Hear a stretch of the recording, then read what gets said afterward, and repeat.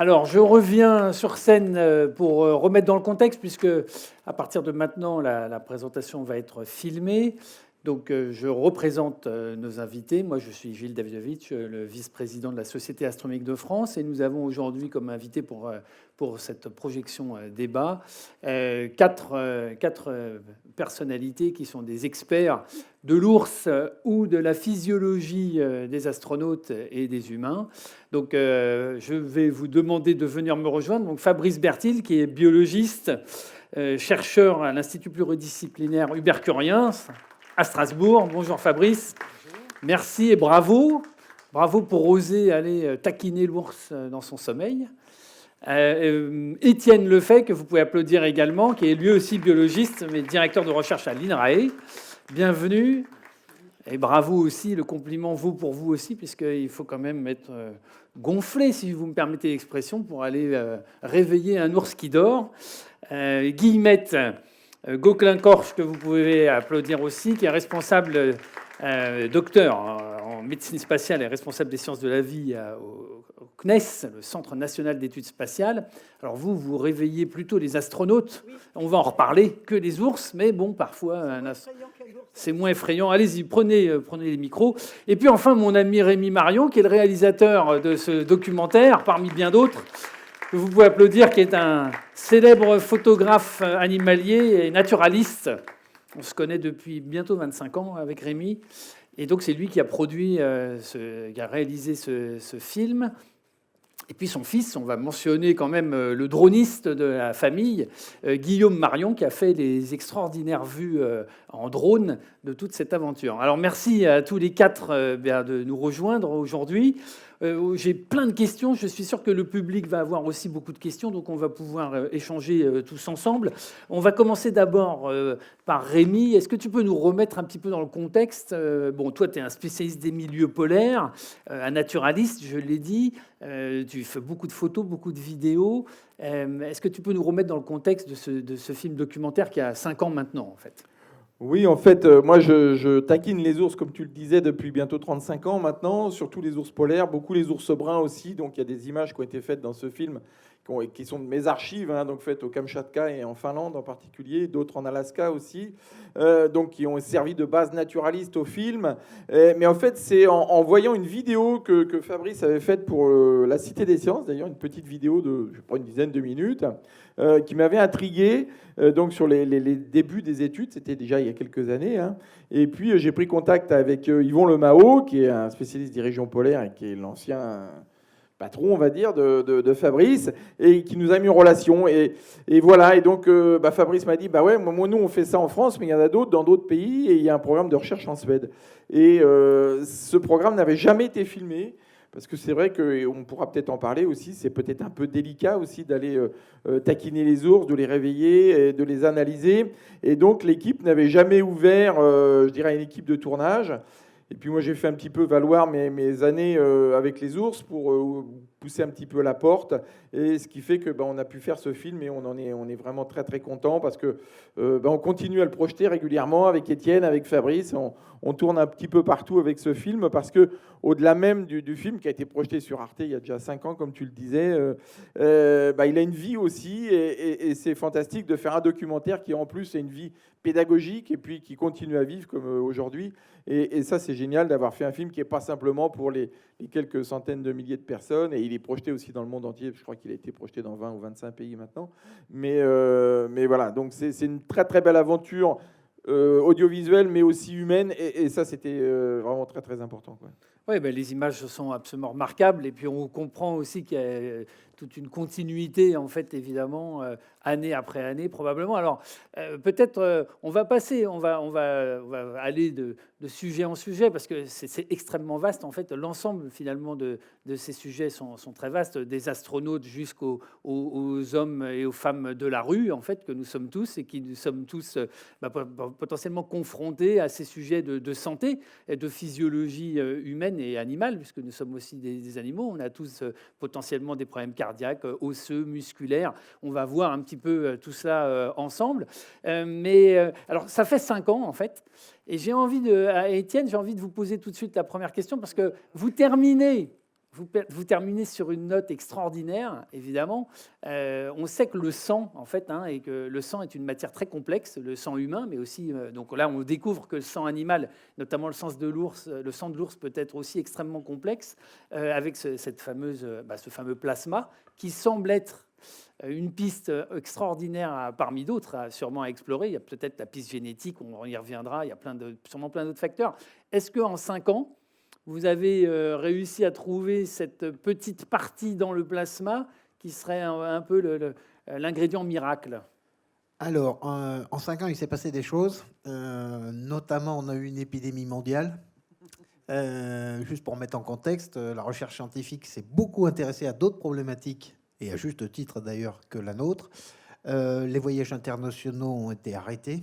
Donc, ce qui fait que tout ce que vous avez pu voir dans le documentaire, tout le déplacement de scientifiques à travers toute l'Europe, etc., a été arrêté. Donc, on a eu quasiment 2 ans d'interruption du programme dans lequel on n'a pas d'échantillons, etc. Donc, ça a beaucoup ralenti le processus, qui est revenu à une vitesse de croisière depuis à peu près l'année dernière seulement. Voilà.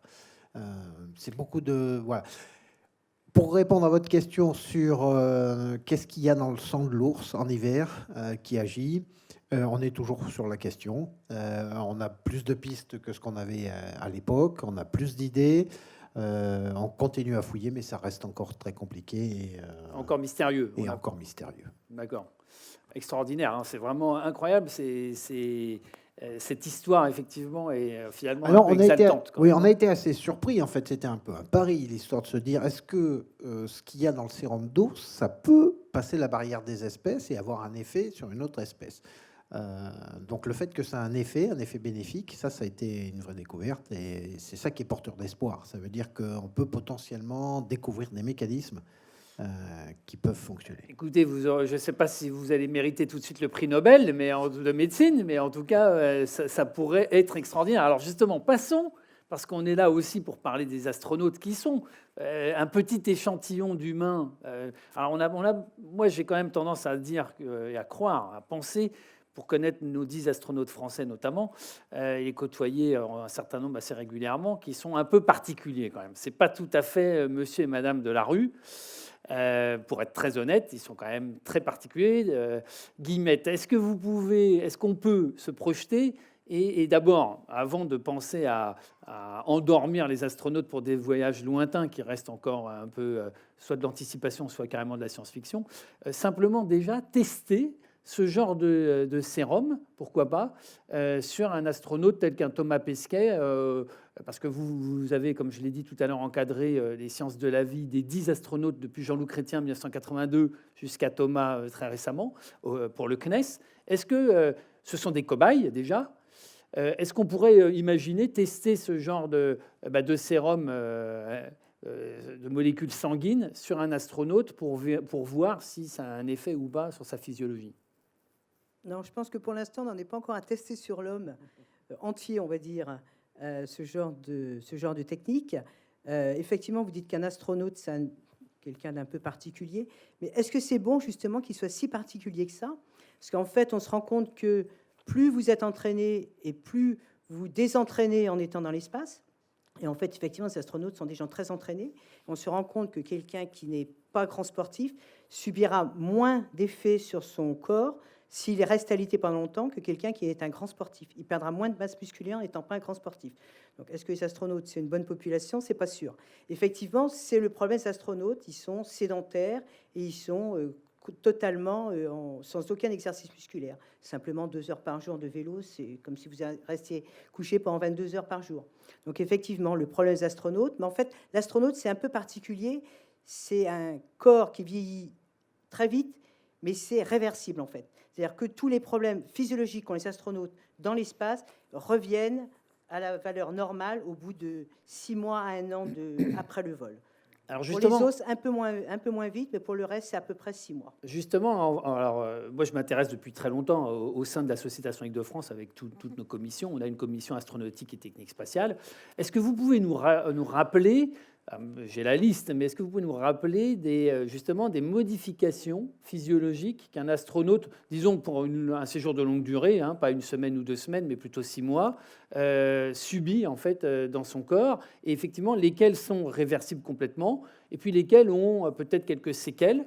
Est-ce que vous, globalement, parce que on découvre dans le documentaire que l'ours en hibernation, eh bien, partage un certain nombre de ces transformations physiologiques. En résumé, si vous voulez, donc je vous ai dit que c'était un organisme vieillissant. C'est quoi le vieillissement de l'homme, en fait? C'est des problèmes cardiaques. Alors, en fait, dans l'espace, si vous voulez, le cœur, qu'on pensait qu'il serait le plus sensible à la pesanteur, se comporte très bien, en fait. Il se déconditionne. Il dit, bon, j'ai plus rien à faire, puisque, en fait, le cœur, c'est quoi? C'est un muscle. Il faut qu'il pompe le sang, etc., pour les muscles. Comme les muscles et les os ne travaillent plus, le cœur se déconditionne. Donc, en fait, il se passe la même chose que les gens à 70, 75 ans, et un épaississement des ventricules, etc. Ensuite, au niveau des os, effectivement, l'astronaute perd des os, mais il ne perd pas 30% d'os. En 6 mois de vieillissement, il perd entre 3 et 10%. C'est très variable d'un astronaute à l'autre, en fait, et on pense qu'il y a quand même une cause génétique. Alors, est-ce qu'on pourra, après, sélectionner les astronautes en fonction de leur gène? Ça, c'est une question éthique qui n'est pas encore résolue.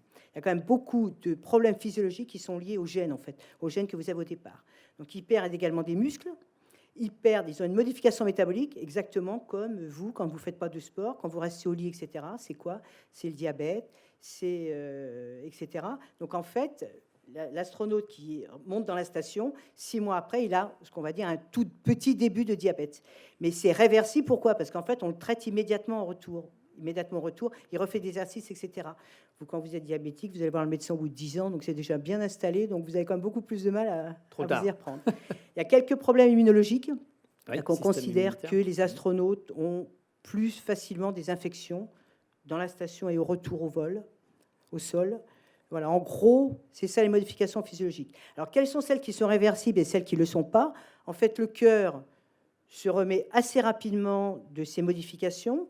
En fait, donc, qu'est-ce qui se passe pour le cœur dans la station? C'est que le sang qui est dans la partie inférieure du corps monte dans la partie supérieure, puisqu'en fait, vous n'avez plus besoin de sang dans les jambes, puisque vous ne servez plus de vos jambes. En fait, vous avez une hypervolémie centrale, ce qui provoque quelques petits problèmes au niveau du cerveau, de l'oreille interne, etc.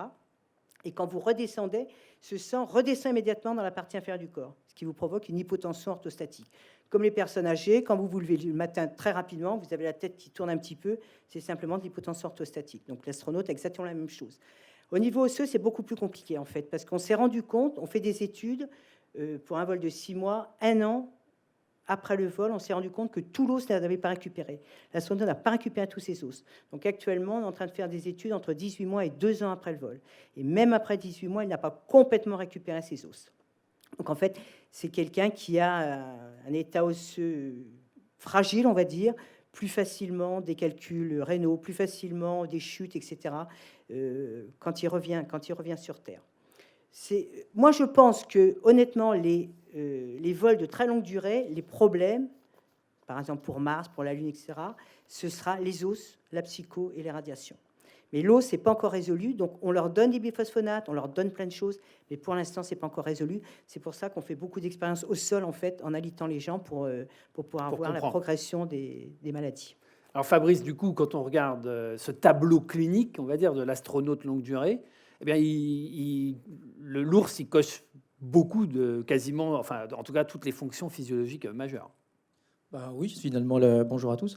Un ours en hibernation, il présente une insuffisance cardiaque d'aspect, il présente une insuffisance rénale, il perd quand même un tout petit peu de muscle, par exemple, a priori pas tellement d'os. La différence, elle se fait surtout dans le fait que ces défauts ils vont être limités et ils vont être surtout restaurés complètement très au vite, réveil, en plus, très rapidement, en quelques semaines. Pour les plus longs. Donc c'est là que se fait la plus grande différence. Oui, il y a quand même beaucoup moins de problèmes, de modifications cardiaques que l'ours. Parce que j'ai vu, l'ours a vraiment des très grandes modifications cardiaques. Chez l'homme, il maintient sa fréquence cardiaque normale, il maintient sa pression artérielle normale, etc. Alors chez l'ours, il n'y a pas de différence en termes propriétés physiques, épaisseur des ventricules, etc. Il y a cette différence en termes les images qu'on a vues, en termes de battements, de fréquences c'est très ça, fréquence ralenties. cardiaque. On nous parle de pauses de 19 secondes. Mm. Aujourd'hui, on sait que ça peut même monter chez un ours. Il y a une pause de plus de 40 secondes qui a été enregistrée. Mais au réveil, le cœur est normal. Alors, dans le film, en fait, on sous-entend, alors c'est peut-être une autre équipe, qu'il y a des pauses d'instrumentation à plus long terme, en fait, sur des mesures qui sont faites, je ne sais pas, sur l'ours. Pas simplement durant vos campagnes, mais peut-être d'un monitoring, je ne sais pas, vous équipez certains ours ou vos collègues équipent des ours sur un monitoring plus long. Qu'est-ce que vous... Alors, ces qu'est-ce ours que qui vous sont faites suivis par le Scandinavian Brown Bear Group, là, en fait, sont suivis toute leur vie. Donc, ils sont équipés de colliers avec des batteries. Ce que vous voyez, la majorité, c'est une batterie. Donc, ils sont équipés de traceurs GPS, donc ils suivent leur localisation. Ce qui permet aussi à d'autres équipes de suivre la biologie des espèces ours, leur reproduction, leur territoire, etc., la descendance, la génétique. Et puis, nous, on a eu l'occasion, effectivement, dans ces campagnes, d'installer ce qu'on appelle des biologueurs chez certains animaux, qui sont des tout petits dispositifs qui sont disposés sous-cutanés ou à l'intérieur du corps et qui permettent de suivre des données comme la fréquence cardiaque, la température des organes, etc. Donc, on a des enregistrements aussi et de l'activité comme ce qu'il y a dans nos téléphones pour suivre les accéléromètres, pour suivre l'activité. Extraordinaire. Alors, en préparant ça, moi, je suis les activités de Rémi depuis 25 ans bientôt, comme je vous le disais. En fait, on se rend compte que finalement, il y a plusieurs sortes d'ours. Il y a plein d'espèces d'ours dans le monde. Il y en a qui vivent au Kamchatka, tu l'as dit, en Alaska, en Slovénie, dans les Pyrénées, au Japon, en Russie, évidemment, en Sibérie. Donc, c'est pas tous les mêmes ours. Il y a les ours bruns, les noirs, les blancs. Et d'un seul coup, je me dis, mais flûte, en fait, tous les ours n'hibernent pas. Et donc, il y a toi qui es naturaliste, du coup, il y a des ours qui n'hibernent pas, notamment l'ours blanc. Alors oui, enfin c'est un peu plus compliqué que ça. Donc il y a 8 espèces d'ours dans le monde, donc entre autres le grand panda qui est un des 8. Bon, il y a l'ours à lunettes qui vit en Amérique du Sud, l'ours des cocotiers qui vit en Malaisie, l'ours lipu qui vit au nord de l'Inde, l'ours noir asiatique, l'ours noir américain, l'ours brun et l'ours polaire. Donc l'ours polaire est un cousin très très proche de l'ours brun. Seules les femelles ours polaires qui sont gravides, donc qui vont mettre au monde des petits, passent l'hiver dans une tanière. Pourquoi ? Parce que les ours polaires, eux, ils ont de la banquise l'hiver, donc ils vont les chasser. Donc ils ne vont pas passer l'hiver dans la tanière. Par contre, l'été, quand il n'y a plus de banquise, les ours polaires vont pas hiberner, mais vont rentrer dans un système un peu de léthargie, d'économie d'énergie. Et on sait qu'après un certain temps de jeûne, eh bien, ils vont vraiment passer dans un régime très drastique d'économie. Alors, est-ce qu'ils sont dans un régime identique à nos ours bruns qui hibernent en Europe en particulier, ou aux ours noirs qui hibernent ? On n'en sait rien parce que étudier les ours polaires, c'est encore un petit peu plus compliqué qu'étudier les ours bruns, parce que déjà, il y en a beaucoup moins, que le territoire est gigantesque, que ce serait déjà les gens qui étudient les ours polaires, tout de suite, ils sont un petit peu dans le collimateur parce que c'est une espèce qui est menacée. Donc voilà, donc c'est très très compliqué de faire le parallèle, même si on sait que les deux espèces sont très très proches génétiquement, qu'elles peuvent s'hybrider, que les hybrides sont fertiles, donc on sait que vraiment ils sont très très proches. Mais est-ce qu'on peut, et je dirais, extrapoler les adaptations de l'ours brun à l'ours polaire ? On n'en sait rien. Alors sur le sang, justement, par exemple, on ne sait pas s'ils partagent cette faculté, si leur sang ou leur plasma serait proche ou similaire. Ça, c'est une très bonne question. C'est aussi là-dessus sur quoi on travaille avec Fabrice et qui rejoint votre question. C'est cette question de l'hibernation, c'est-à-dire cet état biologique dans lequel, alors, qui ne concerne pas tous les ours, mais qui concerne aussi d'autres espèces animales. On y vient. On y vient. Et donc la question, est-ce que ces molécules qui sont capables d'avoir une action, ce sont des molécules spécifiques à l'ours ou ce sont des molécules spécifiques à l'hibernation ? Est-ce qu'on va retrouver ces molécules chez d'autres ours, même ceux qui hibernent pas, ou est-ce qu'on va retrouver ces molécules chez d'autres animaux qui ne sont pas des ours, mais qui hibernent ? Voilà. Absolument. Et ça, c'est une partie Donc, de notre projet. parce que, alors, du coup, je me suis évidemment renseigné. Alors, en fait, il y a quand même pas mal d'animaux qui hibernent. Et puis, dans ces familles d'animaux, il y en a qui n'hibernent pas. Donc c'est quand même assez complexe. Donc effectivement, Rémi rappelait qu'il y a des ours qui n'hibernent pas. Je regardais, donc chez les mammifères, il y a les marmottes qui hibernent, qui entrent en hibernation. Dans les petits mammifères, il y a le hérisson, le loir aussi. Les reptiles, la tortue, on connaît tous la tortue Hermann qui effectivement hiberne, encore que toutes les tortues Hermann n'hibernent pas et les petits n'hibernent pas particulièrement. Les amphibiens, les grenouilles. Chez les insectes, la coccinelle et le bourdon. Chez les chauves-souris, certaines chauves-souris entrent en hibernation pendant les mois les plus froids. Donc on voit bien qu'il y a quand même... Il y a même un oiseau. Il y a même un oiseau qui hiberne. Voilà. Alors, donc C'est il y a quand même l'engoulevent de Nutel. l'engoulevent hiberne. L'engoulevent de Nutel, c'est oui. engoulevent. C'est comme chez les ours, c'est comme chez les chauves-souris, c'est comme chez les petits rongeurs. Chacun s'adapte. Voilà. Mais la question biologique, c'est à quoi sert l'hibernation? Pourquoi certains animaux ont adopté cette stratégie?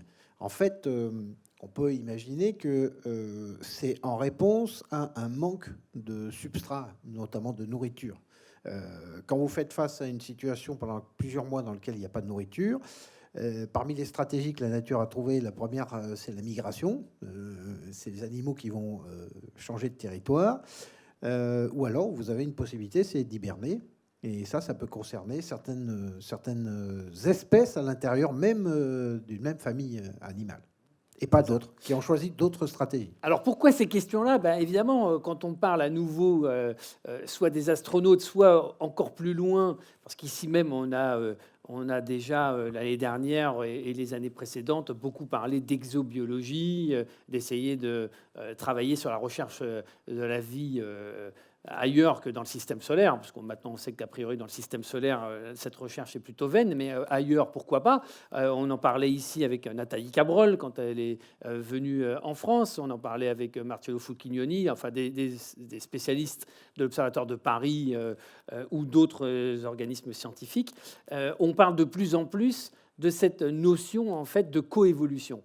Est-ce que vous pouvez nous rappeler la coévolution? Qu'est-ce que c'est en fait cette capacité de s'adapter à son environnement? Parce qu'évidemment, pour un astronaute par exemple, si on lui dit que le frigo il est plein, ça va pas changer grand-chose, ça va pas influencer sur son état physiologique. Même 6 mois pour aller sur Mars, c'est pas très long en fait. On n'est pas obligé, après on reviendra sur les différentes définitions, parce qu'il n'y a pas que l'hibernation, hein, il y a l'hypométabolisme, on va voir les différences.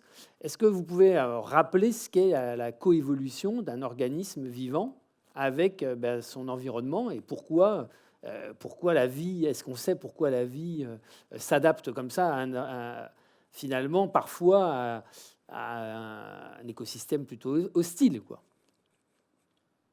On peut parler de coévolution avec l'environnement, mais on peut parler tout simplement d'évolution. Et l'évolution, elle a eu des millions d'années pour mettre en place et tester toutes les stratégies possibles et imaginables. Et celles qu'on retrouve aujourd'hui, c'est celles qui fonctionnent, c'est celles qui ont été sélectionnées finalement. Donc il y a sans doute probablement beaucoup d'animaux qui ont, par le biais de leur propre évolution, testé d'autres stratégies pour lutter contre les rigueurs de ces environnements-là. Stratégies qui n'ont pas fonctionné sur le long terme et des espèces qui ont disparu. Donc, donc la question, ça va être est-ce que les animaux ou ces animaux-là qui sont dans des milieux fragiles, comme les milieux polaires, vont être capables, par exemple, de s'adapter à un changement climatique ou assez rapidement, en fait, aussi rapidement que le changement lui-même? Rapidement, non. Rapidement, non. Aussi rapidement, non. Par exemple, on sait que l'ours polaire s'est détaché de l'ours brun très rapidement, par contre. Ça, c'est vraiment un exemple, je dirais, d'école. En quelques centaines de milliers d'années, peut-être moins, les deux espèces ont été distinctes. Et d'ailleurs, ça pose un problème parce qu'on se dit que l'évolution en tant que telle ne suffit pas à imaginer que ces deux espèces soient... Alors, on parle maintenant d'épigénétique, et se dire que peut-être que ça a été beaucoup plus vite que ce qu'on peut imaginer avec l'évolution, je dirais, entre guillemets, normal. Et entre autres, ce qui a poussé certains ours bruns ou ancêtres de l'ours brun à devenir des ours polaires, entre autres, ou à pousser vers l'ours polaire, eh bien, c'est le changement d'alimentation. Et donc, en particulier, d'avoir une alimentation 100% carnée. Vous l'avez vu, l'ours brun a plutôt une alimentation à 80%, voire plus, qui est végétale, voire avec des petits animaux, mais c'est pas du phoque, par exemple, comme l'ours polaire, qui est, lui, à 90% carnivore et ne mange que du phoque. Donc ça, c'est vraiment ce qui a, je dirais, été le moteur de cette évolution très, très rapide d'un ours brun, on va dire, ou un cousin de l'ours brun omnivore, vers un ours polaire exclusivement carnivore. Et c'est vraiment ce changement de régime alimentaire, et la génétique le prouve maintenant, que c'est ce changement de régime alimentaire qui a été le moteur principal de cette évolution. Et Alors, si je peux oui, juste compléter sur votre question, est-ce que les animaux hivernants vont être capables de répondre facilement, rapidement au changement climatique qui s'annonce? La réponse, elle est non, hein, clairement. Ils ne vont pas être capables, on l'a dit, c'est le résultat de milliers, de millions d'années d'évolution, leur capacité. Il y a déjà des études extrêmement nombreuses qui montrent que chez tous les hibernants, et y compris tous les ours hibernants, les changements climatiques qu'on a déjà aujourd'hui ont un impact sur la phénologie de l'hibernation et sur la physiologie des animaux hibernants. Et on pense que ceux qui vont réellement réussir à faire face au changement climatique, ce sont parmi les hibernants ceux qui sont capables de déclencher cet état léthargique en réponse à des accidents météorologiques, en réponse à des tempêtes, en réponse à des feux. Parmi les hibernants, il y en a qui sont capables de déclencher l'état léthargique qu'on appelle la torpeur de manière spontanée dans ces cas-là. Eux, probablement, réussiront probablement plus rapidement à s'adapter. Alors, Étienne, allez-y. Oui, et puis, il y a aussi une notion de plasticité. Il y a des choses qui sont obligatoires dans la nature pour certains animaux. Le panda, qui est une famille d'ours qui n'hiberne pas, parce qu'il a en fait de la nourriture à disposition toute l'année. Ça n'a aucun intérêt. L'ours brun, lui, quand il hiberne, il a une plasticité, c'est-à-dire qu'il peut hiberner. S'il habite très au nord dans l'Alaska, il va passer 6 bons mois, voire 6 mois et demi, 7 mois d'hibernation. D'accord. S'il habite comme ceux qu'on a vus avec Fabrice au nord de Thessalonique, dans la Grèce, à la limite de la Haute-Macédoine, il va passer 15 jours peinard dans un petit terrier. Voilà, 3 semaines un peu en léthargie. Voilà. Mais c'est génétiquement le même animal. Ils sont capables, les deux, de fonder une famille. On est d'accord. Donc, et si on en transplante un peu sournoisement, ou ma grand-mère aurait dit... oui. Alors, de Slovénie en Pyrénées, ça marche très bien. Ça marche très très bien. Voilà, oui. c'est ça. Voilà, ça c'est la question. C'est pas un problème. Voilà. Donc il y a une plasticité de ces animaux sont capables. Voilà, c'est pareil. On a beaucoup pensé qu'il y avait un lien sur la capacité d'hibernation avec leur régime alimentaire. Bon, il y a des ours qui ne verront jamais un saumon de leur vie. Ou une myrtille. Ou une myrtille. Donc ça veut dire qu'ils ont une forme de plasticité. Il y a une zone de fonctionnement. Ouais, pour compléter cette plasticité, on le voit très bien. Moi, une région que je fréquente maintenant, c'est un peu moins loin. C'est mieux pour mon bilan carbone. C'est le nord de l'Espagne où il y a une grosse population d'ours bruns. Oui. Donc dans les Asturies où il y a 300 ours bruns qui vivent très bien d'ailleurs au contact des humains. Et là, ce qu'il faut voir, c'est qu'avec le réchauffement climatique, c'est l'instabilité. Donc, comme le dit Étienne, la plasticité va être très très importante parce qu'il va y avoir une année où il va faire très froid, il va y avoir 2 mètres de neige. L'année suivante, il va faire très doux et il va y avoir de la nourriture en permanence. Donc, on le voit dans les Asturies, il peut y avoir des femelles qui vont passer 3 semaines, 1 mois à l'abri dans un tas de bois pas loin. Et puis, l'année d'après, ils vont passer 3 mois vraiment dans une tanière. Donc, c'est cette plasticité vraiment qui va être vraiment la clé, je pense, de la survie de ces espèces complètement. Incroyable. Juste avant de passer aux définitions avec Guillemette, Étienne, vous m'avez dit en préparant, enfin tout à l'heure en discutant un peu que quand bien même l'ours polaire, pas polaire, pardon, l'ours brun est dans sa tanière en train d'hiberner, en fait il n'hiberne que d'un œil, si je puis dire, parce que parfois il peut vous entendre arriver à 100 mètres de distance et puis d'étaler, sortir de son terrier et puis s'enfuir, quoi. Alors là, on va rentrer. Racontez-nous Oui. ça. Alors là, on va rentrer dans plusieurs choses. D'abord, l'hibernation dans le monde animal. Chaque espèce a sa façon d'hiberner. D'accord. Ça peut concerner son rythme cardiaque, ça peut concerner sa température corporelle, ça peut concerner son cycle circadien, etc. pendant la phase d'hibernation. Les ours n'hibernent pas comme les écureuils, comme les loirs, comme les marmottes. Voilà. Par exemple, l'ours, il garde quasiment sa température corporelle. C'est pour ça que ça nous intéresse aussi beaucoup en médecine humaine et en rapport avec le spatial, parce que le modèle ours, dans son modèle biologique, il a des caractéristiques de poids, de taille, de corpulence, de régime alimentaire qui est beaucoup plus proche de l'humain que pourrait être sur des écureuils. écureuils ou des oursons, etc. Ouais. Voilà. Et puis, sa température corporelle, elle descend de quelques degrés en hiver seulement, ce qui n'est pas le cas des petits rongeurs. Et alors, oui, il a une forme de vigilance, curieusement. C'est alors... Pendant qu'il est en hibernation, il est réellement en léthargie. Hein. Il est complètement On inactif. peut toquer à la porte du terrier, et ça ne réveille Alors, pas a priori. par contre, voilà, justement, il a quand Non. même une forme de vigilance. Il est sensible au son. Ça a été fait, ça a été mesuré sur des caméras qui ont été installées dans des tanières, par exemple, d'ours en Alaska, à côté de Fairbanks. Et on enregistre pour regarder un peu qu'est-ce qui se passe. Bon, l'ours, il fait rien. Hein. Il se retourne des fois tous les 2 ou 3 jours. Il rêve? Est-ce qu'on peut-être- sait s'il rêve? Ça, il y a pas. Alors, ça, il y a eu une grande campagne d'essais d'enregistrement cérébraux chez l'ours Ouais. qui a échoué complètement, qui a été fait aussi en Alaska sur le groupe de Fairbanks là-bas. Mais ils ont quand même des enregistrements de caméras d'ours dans la tanière, dans les tanières artificielles. Donc, ils bougent absolument pas. C'est vraiment de la torpeur. Ils se retournent tous les 2-3 jours un peu. Et par contre, à un moment, on entend l'ours qui grogne, etc.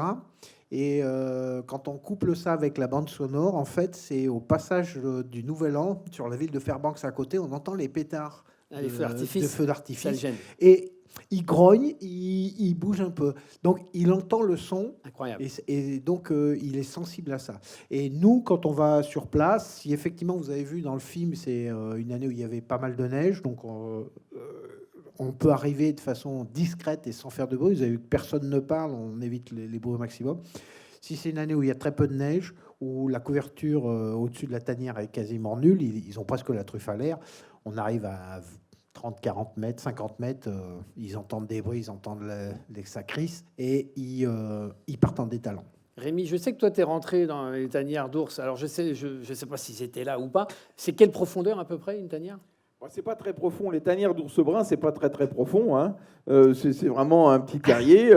Alors, c'est pas du tout ouais. Disney. Non, non, c'est pas une pas- caverne avec des ramifications. Non, pas du tout, pas du tout, pas du tout. C'est vraiment une petite casemate qui ressemble à rien. Enfin, c'est un petit C'est de la terrier. taille de l'animal. De la taille de l'animal, hein, parce qu'il faut vraiment au niveau de la température. C'est lui qui l'a creusé. C'est lui qui l'a creusé, ou il peut aussi utiliser Aménager. des cavités, mais qui va aménager. Il peut mettre D'accord. des brindilles dedans, il peut la rendre confortable. Il faut surtout pas d'humidité, par contre, ça Pas c'est de très sec. rédhibitoire. Il n'a Ça, pas c'est d'escar. rédhibitoire. L'ours, il n'a pas d'escar. Ah, non. Ah, non plus, non. C'est vrai qu'il change pas. Mais... Justement, sur les enregistrements vidéo dont parlait Étienne, on le voit qu'il se retourne tous C'est les ça. 2-3 jours. C'est ce qui m'a fait Donc, penser à l'escar, en fait. Il a de la fourrure, oui. C'est Et pas puis, la peau. C'est même plus chez les gens maigres. Ouais. Et puis, Ah oui. il a aussi une énorme couche de De gras. graisse. Il a une couche de gras. Voilà. Eh oui, oui, bien Alors, sûr. revenons justement, Guillemette, avec cette histoire de définition. Parce que vous m'avez parlé, quand on a préparé, d'hypométabolisme. Moi, j'ai recherché, évidemment, j'ai trouvé cryptobiose. Donc, c'est pas exactement des synonymes avec hibernation, avec hivernation. C'est pas, en fait, même en réalité, c'est pas du tout la même chose. Est-ce que vous pouvez nous repréciser un certain nombre de ces éléments, finalement, presque de définition? Non, mais en fait, ce que je voulais vous dire, c'est simplement que chez l'homme, bon, on sait que l'homme ne pourra pas hiberner. Parce que hiberner, c'est quand même le métabolisme le plus bas possible. Donc, on ne peut pas descendre le métabolisme de l'homme aussi bas, descendre sa température, etc. Parce qu'après, quand on va le remettre, quand il va se remettre d'aplomb, il va y avoir du stress oxydant, etc. Donc, il y aura énormément de problèmes. Donc, en fait, on sait que l'homme ne pourra pas hiberner complètement. Moi, je parle d'hypométabolisme, c'est-à-dire que on peut essayer de faire diminuer le métabolisme de l'homme, c'est-à-dire, bon, il y a des expériences qui vont être faites là en Chine bientôt, en fait. On va essayer de mettre des hommes pendant 8 à 10 jours avec à peu près 250 kilocalories par jour, c'est quand même pas beaucoup, et de l'eau. Donc, ils auront quand même un minimum, c'est-à-dire qu'on peut pas laisser, on peut pas laisser un homme pendant 8 jours sans boire ni manger. Même les souris, au bout de 5 jours, c'est fini. Une souris, au bout de 5 jours, elle meurt si on la laisse sans eau et sans nourriture. Donc un homme, vous voyez, ça peut donner. Donc en fait, c'est pour ça que je dis de l'hypométabolisme, c'est-à-dire baisser le métabolisme de base de l'homme qui est autour de 1200, 1400 kilocalories par jour. Alors, vous m'avez dit que vous n'étiez pas du tout une spécialiste de science-fiction, Non. mais nous, un peu quand même, on aime bien la science-fiction. On a tous en tête, évidemment, Alien, ces grands vaisseaux spatiaux où les astronautes sont congelés, alors astronautes ou passagers, parfois passagers clandestins, comme dans Alien, évidemment. On a tous, en tout cas, cette vision de la congélation, en fait, on va dire, hein, et puis de cette hibernation froide. Alors, en science-fiction, c'est souvent froid, d'ailleurs. Et Dans Alien, ils sont pas congelés. Hein. Ils sont pas pas que congelés Ripley, elle soit. Non. Non. On a quand même Je l'impression, sais je pas. sais, il faudra J'ai pas revu regarder. Hein. régulièrement. Peut-être Je qu'on suis a pas des sûr spécialistes dans. En tout cas, on a quand même cette image donc de l'astronaute mis en léthargie, en sommeil profond, pour un long voyage. Mais c'est de la dans l'espace. science-fiction. Oui, On ne peut c'est pas ça. baisser, on peut pas baisser la température de l'homme en dessous d'une certaine température. Notre température normale est autour de 37 degrés. Quand on descend à 32, ça peut être que pour quelques heures. Et encore, ça c'est bon en cas d'AVC, de problèmes cardiaques, etc., de chirurgie cardiaque, etc. On ne peut pas baisser la température d'un homme en dessous d'une certaine température pendant plusieurs jours. Donc en fait, si on hiberne, on sera obligé de baisser la température. Si on congèle encore plus. Donc, Rémi ? Et en plus, oui, il faut bien voir que dans une tanière d'ours, il fait pas froid du tout. Moi, j'ai pu rentrer dans une tanière d'ours, j'ai vu la femelle partir, une femelle d'ours polaire, avec ses deux petits, je l'ai vu partir, je suis rentré dans la tanière. Hein. Et ça faisait quasiment 6 mois qu'elle était dedans. C'est presque une chaleur moite qui est à l'intérieur dedans. Hein, parce qu'en plus, il y a la couche de neige qui sert d'isolant. Et donc, Ça transpire, forcément. Alors, Ah ben, et puis la forcément. température Très peu. corporelle doit pas Alors, beaucoup baisser. Non. très peu, ça transpire. Parce que si vous commencez à perdre de l'eau, elle a dit, au moins par la Alors que vous- respiration. alors que vous ne buvez pas, mais non, tout est contrôlé pour justement limiter au maximum les pertes. Si vous transpirez, ça marche pas. Oui, je vais vous dire, je ne sais pas si ma maîtresse de CP nous entend, mais si elle nous entend, cette pauvre dame, son cours de CP sur la vie est complètement Non, à revoir. Ce que je veux dire, c'est On m'a menti. qu'effectivement, il respire, effectivement, il transpire, effectivement, il y a une perte d'eau, mais tout est ralenti et limité au maximum pour que ça puisse fonctionner. Oui, c'est pour ça que la température reste quand même relativement élevée à l'intérieur de la tanière. Hein, donc c'est Ouais. pour ça que le volume est restreint par rapport au volume total de l'animal. Et moi, quand je suis rentré dans des tanières, eh ben, j'avais à peine la place de me tourner, alors qu'il y avait une femelle de 200 kg qui venait d'en sortir. Mais c'est parce qu'elle occupe au maximum, c'est une espèce de niche qui fait environ 1 mètre cube, on va dire, pour un ours polaire. Et puis elle occupe quasiment l'espace complètement. Quoi. Et les petits étaient avec elle. Et les petits étaient avec elle, oui, tout à fait. Et oui. tout le monde s'aligne, en fait. Et sur, tout le monde s'aligne. Alors les petits, eux, ils bougent. Hein, au bout d'un certain temps, évidemment, ils commencent à voir au bout de 3 semaines environ. Quand ils naissent, un petit ours polaire ou un petit ours brun, c'est toute petite chose, hein, parce que la gestation chez les ours, c'est très réduite. Hein, c'est à peine 2 mois. Hein. La croissance de l'embryon chez les ours, c'est 2 mois. Hein. Donc le petit ours, un petit ours brun, c'est 300-400 grammes. Hein. Donc c'est une petite chose qui va se brancher sur des tétines et là il va grossir très vite. Et un ours polaire, au bout de 3 mois, il fait 12 kilos. Mais à la naissance, il fait 800 grammes. Mais donc évidemment, ils vont être très très actifs au bout d'un certain temps. Il va falloir sortir. Hein. C'est comme les gamins au moment du confinement dans un appartement. Quoi, hein. À un moment donné, il va falloir ouvrir la porte. Hein. Mais je pense qu'ils doivent complètement modifier la thermorégulation, en fait, les ours, quand Complètement. ils hibernent. C'est ça, il y a un certain nombre de neurones dans le cerveau qui régulent la thermorégulation, et je pense que ces neurones-là sont soit activés, soit inhibés, etc. Donc en fait, c'est... Les mesures de température qui ont été prises dans des tanières d'ours révélaient des températures d'environ 10 degrés. Et 10 degrés pour un ours, c'est la thermoneutralité. Il ne dépense pas d'énergie pour se réchauffer. Il y a Incroyable. des études de métabolisme sérieuses qui sont faites. Bah, les études de métabolisme qui ont été faites chez les ours, ça a été fait chez les ours noirs, pas chez les ours bruns. Et elles ont montré que le métabolisme de base chute de 75%, bien que la température ne tombe que de 4-5 degrés. Donc il y a vraiment chez l'ours, par rapport aux petits mammifères hibernants qui, eux, réussissent à faire tomber leur métabolisme, surtout du fait de la chute de la température corporelle. Et c'est pour ça qu'on voit beaucoup ça dans les films de science-fiction. Chez l'ours, il y a vraiment des mécanismes actifs, beaucoup plus puissants. Extraordinaire. En plus, les femelles mettent bas, hein, et donc il faut qu'elles nourrissent aussi leurs petits, il faut qu'elles métabolisent la graisse pour nourrir les petits. Enfin, tout ça, c'est évidemment une machine qui fonctionne parfaitement bien dans des conditions extrêmes. Et puis, quand ils sortent, eh ben, la femelle a vit sa vie normalement, même si elle a passé 6 mois dans la tanière. C'est quand même loin de l'homme. Hein. Oui, on est bien d'accord. Et Étienne, on parlait tout à l'heure, on a mentionné les pandas. En fait, on a eu la diplomatie du panda en France ces dernières années. Est-ce que vous avez fait des prélèvements? Vous en avez profité pour aller dans le zoo récupérer un peu de plasma de panda ou pas? Alors les pandas, c'est très compliqué. Les pandas, c'est très compliqué hein, pour d'autres raisons. Non, par contre, pour les programmes chinois, parce que je suis aussi dans un programme chinois, et ça revient à ce qu'on disait tout à l'heure, on étudie maintenant avec Fabrice aussi d'autres animaux hibernants, notamment des petits écureuils, qui présentent aussi des caractéristiques semblables, c'est-à-dire qu'ils sont capables d'hiberner pendant l'hiver, ils deviennent très gras pendant l'été, ils ont le même phénotype que les ours, ils vont diminuer leur température corporelle. Ils hibernent, ils font entre 5 et 10 degrés de température corporelle pendant qu'ils hibernent, ceux-là. Ah oui. Et puis ils ont des cycles très particuliers pendant l'hibernation. Et ce qu'on essaye de regarder, c'est quelles sont les différences et les similitudes avec le modèle de l'ours, justement pour, on va rappeler ce qu'on disait tout à l'heure, voir si tout ce qu'on observe nous avec notre ours, c'est une histoire d'ours ou c'est une histoire d'hibernation. Voilà. Incroyable. La science en marche. Alors peut-être que dans le public, il y a peut-être des questions à nos invités, à nos spécialistes. Alors, ici, une première question. Oui, bonsoir. Bonjour. En ce qui concerne les matières fécales pendant l'hiver, est-ce que toute la graisse qui est transformée en énergie pendant 6 mois pour faire vivre l'ours se transforme aussi en matière fécale ou pas du tout? Parce que ça, c'est curieux quand même. Et s'il y a quand même des matières fécales, comment, pendant 6 mois, ces matières fécales ne produisent pas d'effet négatif dans le tube digestif? Et puis la deuxième question, est-ce que si on transplante un ours de Pyrénées directement en Laponie, est-ce qu'il peut hiberner d'une année à l'autre? Est-ce qu'il a dans son corps intérieur les mécanismes qui lui permettent de faire ça? Alors, bonne question pour les matières fécales, parce qu'on en reparlera aussi pour les astronautes, vu qu'ils subissent, personne ne le dit trop, mais ils subissent quand même des lavements avant de partir. Alors, racontez-nous si dites-nous déjà s'il vide son intestin avant d'hiberner ou s'il conserve le bol alimentaire et le reste dans son intestin pendant l'hibernation. C'est une bonne question, ça. Ce qui est admis pour les ours, c'est que pendant leur hibernation, ils ne défèquent pas, ils n'urinent pas, ils n'éliminent pas leurs déchets.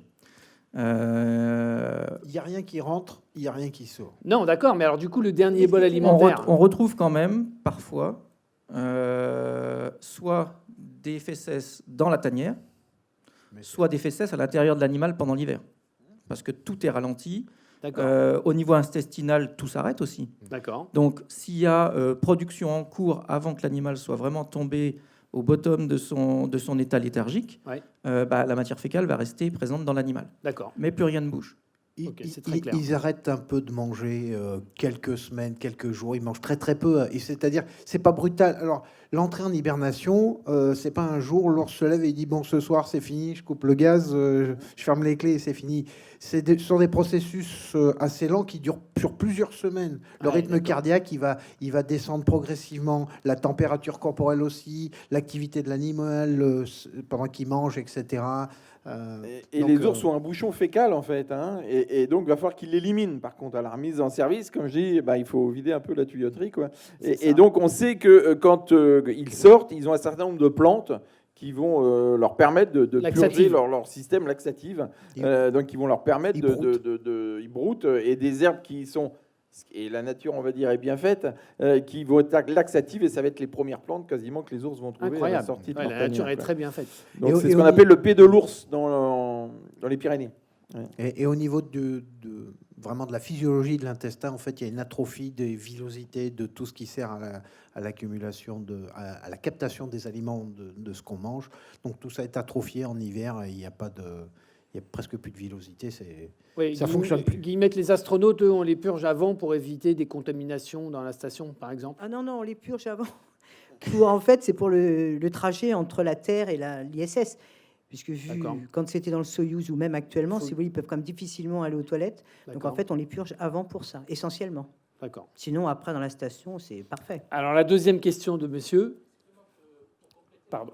Oui. Pour compléter la première, c'est quand même les graisses accumulées pendant des mois auparavant, avant l'hiver, qui sont transformées chimiquement en énergie pendant ces 6 mois.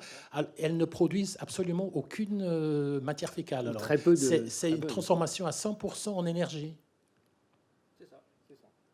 C'est ça. Ça peut. Alors, on va pas rentrer dans la biochimie des lipides, mais oui, ça produit essentiellement. C'est la matière biologique qui est capable de condenser le plus d'énergie par gramme de tissu. Hein. C'est quand même une belle machine. Déjà, nous, le corps humain est une belle machine chimique, thermique. Mais là, c'est remarquable aussi, quoi. Une belle évolution. Et du point de vue fécal, alors il y a eu ces observations dont on parle, mais rien n'a été quantifié. Du point de vue urinaire, par contre, là, il y a eu des études un petit peu plus poussées. On sait qu'ils n'urinent pas. En fait, le rein fonctionne au ralenti. Il y a production d'urine, mais presque rien, environ, on va dire, une centaine de millilitres par jour. Et toute cette urine est réabsorbée au niveau de la paroi de la vessie. Donc effectivement, il n'y a pas d'excrétion. Il y a du recyclage. Ça parle aux astronautes, le recyclage. Non, mais... Mais même si on ne boit pas... Ils n'ont pas de calcul rénaux, ils n'ont rien? Non. Parce que quand le rein ne fonctionne pas du tout pendant 4-5 mois... C'est le mystère. C'est assez étonnant, mais ouais. Alors on a Jean-Luc vu les est personnes qui mesuré travaillent par sur le rein dans Oui, les Américains. dans le film. Et Bon, les à ma Suédois. connaissance, pour l'instant, ils n'ont pas sorti non plus de nouveaux résultats qui nous amèneraient C'est dans le Maine. Hein. des Quand surprises. vous les prenez au mois de février, ils sont en hibernation depuis combien de temps? Quand on les prend au mois de février, ils sont en hibernation depuis 3 mois et demi. Et en général, ils sont vraiment au plus bas de leur état léthargique. Alors la deuxième question, monsieur. Oui, si on transplante directement un ours des Pyrénées en Laponie, du nord de la Laponie, est-ce que le premier hiver qui passe, il peut hiberner? Donc est-ce qu'il y a le réflexe? Alors déjà, il faut peut-être pas le mettre en Laponie au mois d'octobre, quoi. Hein. Parce qu'il va falloir quand même qu'il se mette en place dans son environnement, quoi. Mais a priori, moi, je dirais qu'il n'y a aucun problème. À savoir que en Suède, avant qu'il y ait le programme du Brandberg Project, il y avait 2 populations génétiquement distinctes en Suède, une au nord, une au sud, parce qu'à cause de la chasse, eh bien, il y avait eu comme ça des isolats de population qui s'étaient retrouvés. Sachant que l'isolat de population au sud de la Suède était très proche des ours, entre autres des Balkans.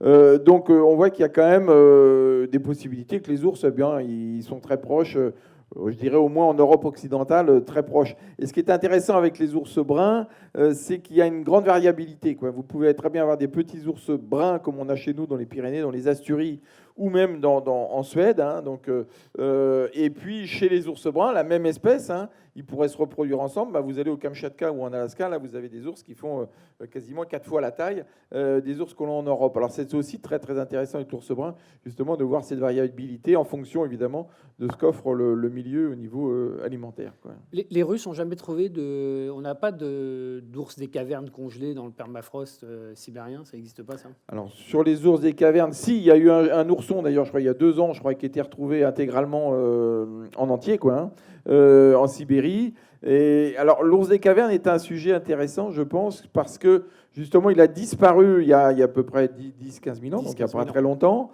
à la fin de la glaciation. Peut-être qu'il n'était pas aussi bien adapté que son cousin, l'ours brun. Peut-être d'ailleurs, ça pourrait être l'objet de recherche justement, peut-être qu'il n'avait pas justement tout le mécanisme que l'on connaît chez l'ours brun et qu'il n'a pas pu survivre. Donc voilà, je pense que la comparaison avec l'ours brun est assez, l'ours des cavernes et l'ours brun est assez pertinente. C'est intéressant. Ouais. Ouais. Il me semble qu'il y a un ours des cavernes qui a été retrouvé relativement, entre guillemets, intact et qui a été confié aux équipes du muséum ici à Paris pour le naturaliser. Parce qu'on a dans le Jura ou en Suisse des squelettes entiers d'ours des cavernes. Hein, oui, il y a beaucoup de... Puis même au niveau conservés. génétique, on connaît beaucoup de choses. Ce qui est assez surprenant quand on regarde tous les ossements des ours des cavernes, en particulier, c'est qu'il y a beaucoup de casses osseuses. Et donc, moi, je pense, je ne suis pas biologiste, hein, moi, je pense qu'il y a quelque chose à rechercher de ce côté-là. Et entre autres, il y a un os long qu'on appelle le baculum, qui est l'os pénien chez les ours, qui sont souvent retrouvés cassés. Donc, est-ce que les derniers ours des cavernes n'étaient pas suffisamment adaptés à passer de plus en plus long avec la glaciation, des plus en plus longs hivernages? Je pense que ça peut être intéressant. Y a-t-il d'autres questions? Madame, attendez, on va vous donner un micro.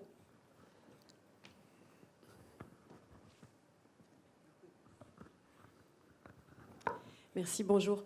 Alors, je voudrais savoir, comme on a vu quand même que l'homme et l'ours sont très différents, la question s'adresse peut-être à Madame Gauquelin-Coq. Est-ce que l'homme astronaute va être prêt pour des destinations très lointaines un jour? Est-ce que l'homme astronaute? Est-ce que nous sommes prêts physiologiquement et vous l'avez dit un peu psychologiquement à des destinations lointaines, même sans hibernation du coup?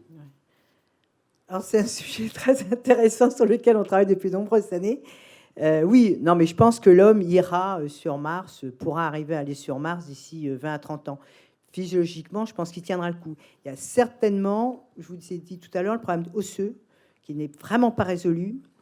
Il y a le problème des radiations, parce que pour l'instant, dans l'ISS, on a les astronautes ne se ramassent aucun rayonnement pratiquement. Et là, sur Mars, il y en aura quand même beaucoup plus. Et il y a tout ce qui est psychologie, puisque actuellement, si vous voulez être dans l'ISS, ils sont à 400 km au-dessus de la tête. Donc il y a le moindre problème, ils redescendent en 2 heures. Quand ils sont sur Mars, il faudra 6 mois pour redescendre. Donc psychologiquement, c'est quand même très, très différent. Mais physiologiquement, oui, je pense que l'homme pourra un jour aller sur Mars. Après, plus lointain, pour l'instant, c'est pas envisageable. Et ce sera peut-être pas le format de Thomas Pesquet, par contre. Hein. Je pense qu'Étienne. Alors aussi voilà, a une quel idée est, là-dessus. du coup, messieurs, vous qui connaissez bien justement donc les ours, si on devait faire le profil type de l'astronaute idéal, si on se base sur la physiologie de l'ours, ça serait quoi alors pour essayer d'endurer le mieux possible le Il voyage faut quelqu'un spatial? qui est entraîné sans être trop entraîné, puisque je vous ai dit tout à l'heure que c'était beaucoup plus délétère si vous étiez un grand sportif et que vous vous couchiez pendant 6 mois que si vous êtes le Pékin de base. Faut quelqu'un qui soit pas très jeune, mais autour de 40-50 ans. Il faut surtout quelqu'un qui sache faire plusieurs choses. C'est-à-dire qu'actuellement, on estime que on embarquera à peu près 4 hommes ou 4 femmes pour Mars. Il faut que ce soit des gens qui soient médecins et plombiers, cuisiniers et électriciens, etc. Parce qu'en fait, il faudra qu'ils fassent tout à 4 personnes. Donc, ça sera quand même très, très compliqué. Donc, le profil idéal, c'est la personne de 50 ans qui sait faire beaucoup de choses et qui est en bonne santé. Mais, de toute façon, les astronautes, déjà, pour partir dans l'ISS, c'est déjà des gens qui sont en excellente santé. Donc, ça posera pas de problème. Voilà. Il y a sûrement des candidats ou des candidates dans la salle. Alors, y a-t-il une autre question, messieurs?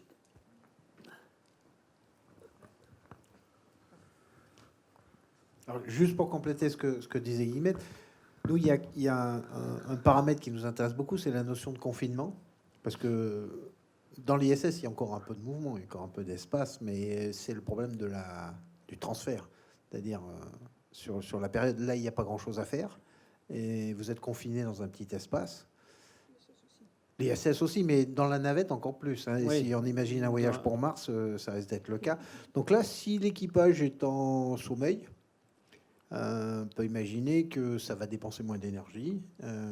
S'ils restent en bonne santé pendant qu'ils sont dans un état sans dépenser trop d'énergie, ça limite aussi les problèmes psychologiques. Parce qu'il y a pas grand-chose à Alors, faire. Jean-François Clairvoy, qui est un ami astronaute avec qui on discute très souvent, qui est souvent notre invité ici d'ailleurs, il y a quand même une réserve sur le fait du choc émotionnel de la personne au réveil. En fait, si on imagine qu'elle est transférée et qu'elle se réveille dans un environnement complètement différent, l'ours, lui, il n'a pas ce choc-là. Il s'endort et il se réveille au même endroit. Sauf et quand bien même vous le taquinez un peu, mais l'astronaute, c'est vrai que ça pourrait créer d'autres problèmes psychologiques. Oui, tout à fait. En fait, si c'est dans l'ISS, bon, c'est un choc émotionnel moindre, puisqu'en fait, ils voient en permanence la Terre, etc. C'est ce que disent les astronautes. On tourne en permanence, on voit, Chrétien me disait, moi, je vois ma Bretagne 16 fois par jour, donc j'ai pas de problème. Mais arriver sur Mars, qui est un monde totalement hostile à tout, et puis après, il va falloir qu'ils puissent arriver sur Mars, marcher sur Mars, etc. Donc ça, c'est encore un autre problème, parce qu'il y a une gravité réduite, etc. Donc en fait, il faudra s'habituer. En dehors du stress oxydatif pour les cellules qui sera déjà cogné, il y aura le stress émotionnel, effectivement, qui sera quand même très, très important. Oui, il ne faudrait pas se casser le col du fémur en débarquant de... Ce serait dommage, il faut mieux le casser à la sortie qu'à l'entrée. C'est ça. Alors, une question. Comment ça s'appelle pour ce qui est effectivement de la station internationale, vu qu'elle est à 400 km d'altitude, vous avez dit qu'il n'y avait pas de gros problèmes de radiation. Mais par contre, dans la future station lunaire, Lunar Gateway, donc qui sera dans les environs de la Lune, est-ce qu'il y aura davantage de problèmes? Oui, il y aura beaucoup plus de problèmes au point de vue radiation. Alors, il y a plusieurs sortes de radiations, en fait. Donc, il y a les protons, les neutrons, etc. Et également les radiations des protons qui vont faire des trucs secondaires, en fait, quand ils vont taper dans le vaisseau spatial, en fait. Donc ça va atteindre encore les astronautes. Donc oui, il y a des gros problèmes au point de vue lunaire. C'est pour ça que, en fait, les Américains ont lancé dans Artemis 1 des mannequins. Deux mannequins, en fait, avec Absolument. des capteurs partout. Donc c'est un mannequin homme, un mannequin femme, puisqu'en fait on sait que les organes en fonction des hommes et des femmes ne seront pas atteints de la même façon, pour voir les radiations Les doses. qu'ils auront. Mais ça va être aussi très dépendant de l'activité solaire et de L'activité solaire, l'activité bien cosmique sûr. aussi. Bien sûr, Parce oui, qu'il y a l'activité deux types solaire. de radiation. On va en fait, essayer d'être deux- entre deux activités solaires, mais on ne sait jamais ce qui peut arriver. C'est ça. Effectivement, c'est pour ça que les astronautes qui descendront sur la Lune seront obligatoirement très, très encadrés, etc. Ils ne pourront pas sortir comme ça avec n'importe quelle combinaison. Il y a beaucoup d'études qui sont faites actuellement là-dessus. Et si on veut reparler de l'hibernation, il y a des choses qui ont été faites dans les années entre 50 et 70 au moment du développement de l'industrie nucléaire. À cette époque-là, les gens essayaient d'irradier un peu tout et n'importe quoi pour voir les effets sur les organismes. Et ce qu'ils se sont amusés à irradier, je pense qu'ils ont dû aussi irradier des bonhommes, notamment à l'Est, ils ont irradié notamment des écureuils quand ils étaient en état d'activité et quand ils étaient en état d'hibernation, avec des doses d'irradiation fortes. Et les animaux qui hibernent ont une forme de radiorésistance supérieure. Parce qu'ils ont les cellules qui sont plus ou moins en dormance quand même, donc c'est normal. Hein. Exactement, exactement. Et puis, excusez-moi, j'ai une autre question complètement différente. C'est vis-à-vis de la gestation d'une ours. Vous avez dit que c'était 2 mois et que son petit, quand elle accouchait, il allait se fixer à une tétine.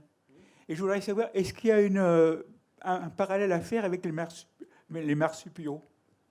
Alors, pourrait y avoir très facilement un parallèle à faire, parce qu'en fait, là, les petits naissent pas dans une poche, mais ils naissent dans une tanière, donc à l'abri des événements extérieurs. Et il était assez évident, parce que, en fait, la femelle a mis au monde son petit pendant une période de jeûne. Donc, il faut qu'elle utilise ses réserves pour faire croître l'embryon au travers du placenta ou avec son lait. Et ça a été mis en évidence que la transformation de la graisse, l'utilisation de la graisse était optimisée si la femelle utilisait le lait plutôt qu'au travers du placenta. Donc dès que le petit est viable, c'est-à-dire environ 55-60 jours de croissance, dès que l'embryon arrive à 60 jours, eh bien, elle va le mettre au monde et là, donc, elle va utiliser son lait pour faire croître le petit. Et donc ce qui est assez paradoxal, c'est que aussi chez les ours, c'est que les accouplements ont lieu au mois de mai-juin, les naissances au mois de décembre. Et je vous ai dit que la croissance de l'embryon n'était que de 60 jours. Vous allez me dire, il ne s'est pas compté, mais si. En fait, il y a ce qu'on appelle une implantation différée. Et donc, la croissance de l'embryon ne démarre que quand l'ours rentre dans sa tanière environ. Et donc, pendant ce temps-là, il n'y a pas croissance de l'embryon juste après l'accouplement. Donc c'est au même moment en fait qu'on hiberne et que la gestation se produit. Sensiblement. Globalement. Sensiblement. En tout cas, ça se recoupe. Quoi. Voilà, c'est ça. Ça fait deux événements majeurs dans la vie de Je pense que ça l'animal. doit aider beaucoup à l'adaptation quand même pour après l'ours qui puisse hiberner. C'est pour ça que je suis pas sûre qu'un ours qui n'a jamais hiberné, qui est né dans les Pyrénées, puisse facilement hiberner. Parce qu'on sait par exemple qu'un homme qui naîtra sur Mars ne pourra pas revenir sur la Terre. Parce qu'il n'aura pas été conçu de la même façon. Il aura pas eu... On est conçu pour avoir une gravité de 1 G. C'est-à-dire que notre cœur est clair. conçu pour avoir une gravité de 1 G pour travailler avec les os et les muscles. Là-haut, il ne sera pas conçu pareil, donc il ne pourra pas revenir sur Terre. Alors, est-ce que c'est si... ouais, alors, Pour ça on que va je revenir pense là-dessus qu'il parce doit que y ça, avoir c'est une- une question. Étienne, vous vouliez réagir Non, déjà non, c'était pour sur la compléter, gestation. mais Rémi a quasiment tout dit. Effectivement, il y a cette période où le développement embryonnaire est stoppé pendant toute la phase de l'automne. Le développement, oui, le développement embryonnaire, la gestation chez la femelle, c'est 56 jours. Voilà, chez nos ours à nous, là, ça a été pas mal mesuré. Effectivement, ça reprend plutôt en décembre. Oui. Les naissances ont lieu fin février. Fin février. Voilà. Oui, c'est plus tardif. Étonnamment, Ouais, c'est assez tardif. et donc, la femelle met bas pendant l'hibernation, et puis les petits vont téter. Donc, mais les petits sont tout petits. C'est aussi pour ça que ça marche. Parce que pour une femelle de 100 ou 150 kilos, si elle faisait un petit de 4,5 kg, ça marcherait pas bien. Ça marcherait pas, parce que la quantité de lait à produire, ça Pas marche suffisant. pas. Mais avec effectivement un petit qui fait 300-400 grammes, ça fonctionne. Elle peut comment Il pèse 400 grammes à la naissance. Mais bien sûr, oui, c'est ça. Oui. Il pèse 400 grammes, mais le lait, par contre, chez l'ours brun, aux alentours de 20%, je crois. Oui, il n'a pas besoin de beaucoup de lait 25% au début. graisse, Eh bien sûr. alors que chez la femme, il est de 5%. Hein, Et donc, il continue à téter une fois que tout le monde est sorti de la Oui, tanière. absolument. Et voilà. Pendant un an. Mais là, Pendant les un an. études que vous avez faites, c'est sur la femelle et le mâle. Il y a les deux. Oui. Et c'est le même Oui, même système. même système. Alors nous, on prend les femelles avant qu'elles production. soient en âge de Ah oui, se vous n'avez reproduire. pas testé des femelles qui étaient gravides. Non, non. Voilà, Alors c'est ça. Alors ça aussi, Non, c'est... parce qu'endormir avec le... Oui, alors il y a plusieurs choses. Il y a d'abord une composante éthique, parce que dans tout ce qui est recherche expérimentale, Alors, recherche- j'allais y venir pour et recherche terminer. sur les animaux, on s'interdit donc forcément de déranger des femelles qui attendent des petits. Et puis il y a aussi un autre problème qui est un problème de sécurité, parce que travailler avec des animaux qui font plus de 100 kilos, ça peut être problématique pour les gens qui travaillent Ouais. autour. Donc voilà. Plus des problèmes aussi de logistique, notamment en été, des animaux qu'il faut récupérer Ouais. quand ils sont anesthésiés, qui ont tendance à courir vers un point d'eau pour boire. Et le temps que l'hélico se pose et qu'on arrive, s'il a une fléchette anesthésiante dans les fesses et qu'il a la tête dans l'eau, Il se noie. et on peut le perdre. Donc Ouais. ça aussi, c'est des... Et puis sortir un animal de 200 kilos d'une rivière, C'est pas c'est évident. pas forcément évident. Donc voilà. Ouais, alors j'allais vous poser cette question-là aussi sur l'éthique et puis sur la bientraitance animale.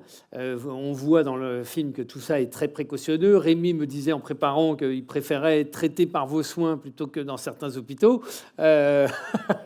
Bon, en tout cas, il n'y a pas de maltraitance animale. Vous faites extrêmement attention. Il n'y a pas d'animaux. Alors j'ai demandé un peu naïvement s'ils avaient des séquelles. Alors, d'un point de vue scientifique, il y a évidemment forcément toujours des séquelles, stricto sensu, quand on parle, voilà. Mais en réalité, voilà, les animaux n'ont pas, il n'y a pas de douleur.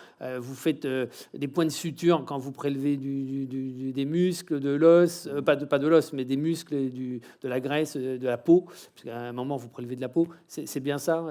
Je pense que pour tout ce Fabrice. qui est procédure chirurgicale, il n'y a aucun souci pour ça, puisqu'on a beaucoup de chance. On travaille avec les spécialistes en fait de l'anesthésie et de la chirurgie de la faune sauvage dans le monde. Donc par rapport à ça, il y a aucun souci. Après, pas de douleur. Non, on peut pas dire ça.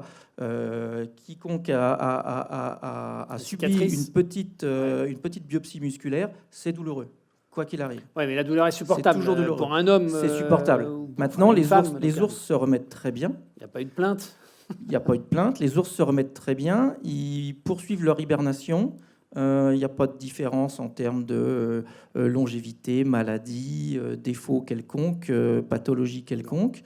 Mais il pourrait y avoir une infection, par exemple, dans un terrier. C'est Non, pas stérile. ça, il n'y a jamais eu de problème de ce genre-là. Simplement, les dernières données qui ont été publiées, là, et c'est très récent, hein, ça date de 1 mois, montrent qu'on savait qu'ils poursuivaient leur activité. Ce qui a été réussi, c'est à quantifier ça. Et en fait, pour se remettre sur pied, entre guillemets, les ours qui ont le plus de mal à se remettre sur pied après notre intervention, ils mettent 2 semaines. D'accord. Donc, 2 semaines de recovery. Voilà. Voilà, ok.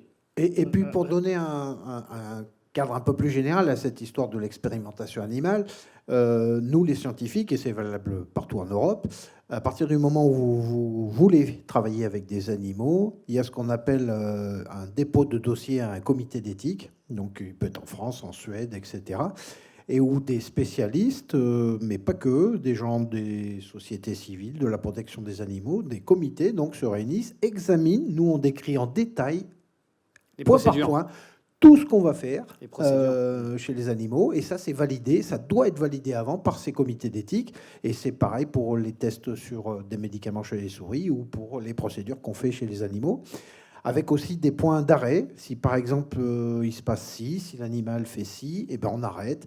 Il y a plusieurs fois où nous on a arrêté les expériences, notamment, je pense que c'est, je sais pas si c'est l'année où vous étiez là, il a fait très froid. Avec le froid, ouais. Et il s'est annoncé encore une journée à moins 30 encore.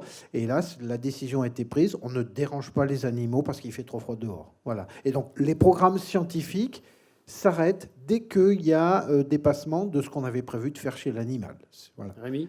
Oui, ce qu'il faut bien voir, nous, en tant qu'équipe de tournage, c'était un petit peu délicat parce que vous voyez, c'est une espèce de balai autour de l'ours. Hein, donc, c'est les vétérinaires qui manipulent les ours. Étienne et Fabrice, ça vous me dites si je me trompe, mais vous ne manipulez pas l'ours, on vous donne les échantillons. Ce sont vraiment les vétérinaires qui font les prélèvements, donc les gens qui sont spécialisés. Et nous, dans notre cas, aussi bien Thierry Robert, Guillaume, mon fils, ou moi-même, en tant que caméraman, il fallait qu'on soit un petit peu à l'extérieur de ce balai parce que tout va relativement vite, tout le monde est bien coordonné et c'était très très intéressant de les voir travailler justement avec quasiment pas de paroles, tout le monde était vraiment concentré pour le bien-être aussi de l'animal, tout est vraiment, vous avez vu, on bande les yeux aussi de l'animal pour pas qu'il subisse avec la lumière des stress trop importants, voilà, toutes les précautions sont prises au maximum et pour compléter ça, et moi ce que je trouve tout à fait intéressant dans ces travaux-là, suite à une autre chose qui s'est passée l'année dernière sur un ours polaire. Là, l'ours brun n'est dérangé que 2 fois dans sa vie, quoi. Donc une fois en février, une fois au mois de juin. Et ça, c'est très bien. Là, il y a eu un cas assez grave au Spitzberg l'année dernière où une femelle d'ours polaire, elle a été endormie, suivie par des gens qui faisaient des documentaires, ainsi de suite, complètement habituée à l'humain. Et puis, bon, ça s'est très mal terminé. Il y a eu plusieurs morts côté des humains et côté des ours. Donc voilà, donc là, ce qui est bien, c'est qu'on reste quand même en retrait. C'est évidemment... Certainement, ils doivent avoir un peu mal aux fesses à la fin, les ours, mais c'est très transitoire. Mais surtout, il n'y a pas d'habituation, pas de la présence humaine. Et ça c'est vraiment très, très bien. Ils perdent leur collier GPS au bout d'un moment ou ils s'arrêtent juste? Alors, non, ils sont régulièrement étendus pour suivre la croissance de l'animal. Donc, si jamais ils les perdent, ben, c'est fini, quoi. Mais généralement, ils les suivent assez longtemps. Hein.